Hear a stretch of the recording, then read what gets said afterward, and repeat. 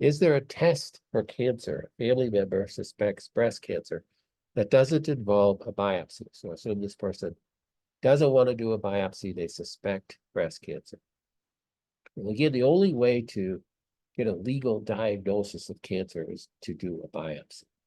So you can't get a legal diagnosis of cancer without doing a biopsy. Even a radiologist who maybe does a scan of somebody, and radiology, you learn how to identify pathology. So you can look at a radiograph, whether it be an X-ray, a CT, or MRI, and you could go, oh wow, that's osteosarcoma, or wow, that's pneumonia, or that's this.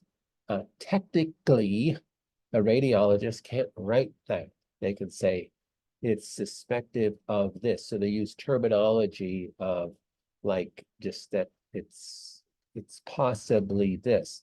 They can't diagnose, especially cancer, you can't diagnose with a biopsy. So they can make suggestive comments, but that's all they can do. Even, with an ultrasound, same thing. With a mammogram, same thing. So we're talking about for breast cancer itself, what would be the thing that would be done if you went into your gynecologist and said, I have a lump in my breast, can you check this out? Well, the first thing they would do is a mammogram. And then after a mammogram, they may do an ultrasound. Then they may do an ultrasound guided biopsy. And then from that, they'll make decisions of care, because that's what those are the steps that are going to lead to a cancer diagnosis. Now, I understand there's a lot of people that go, hey, I'm not going down that pathway at all. I ain't going in there. I just don't want to do that. Well, that's that person's choice. And but we can't diagnose cancer without that. Now, you can get some pretty good ideas. There's some tests that you could do to get some ideas. Now, if it's female, you do the female tumor panel, tumor marker panel, a male tumor marker panel if you suspect a cancer. Now, certainly if a male has elevated PSA of any considerable value, it's a pretty good indication that there's something going on, and they're, typically benign prostatic hypertrophy doesn't result in an elevated PSA. Now, typically, if a person doesn't have cancer, they typically will not show elevated tumor markers of any kind. But the problem is that tumor markers aren't specific to cancer except PSA to prostate. And a person can have, very advanced cancer and not show any positive tumor markers. So tumor markers is not diagnostic of anything. So even with a person with advanced prostate cancer goes in and does a PSA, and let's say it's 250. Wow, this is fairly advanced prostate cancer.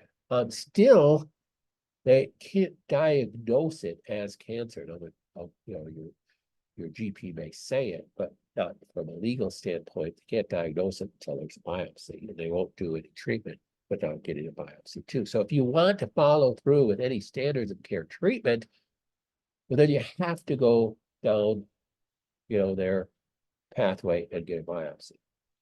If if you're saying and asking this question that they don't want to follow through with any treatment, well, you don't have to get a biopsy. You can do other things like this.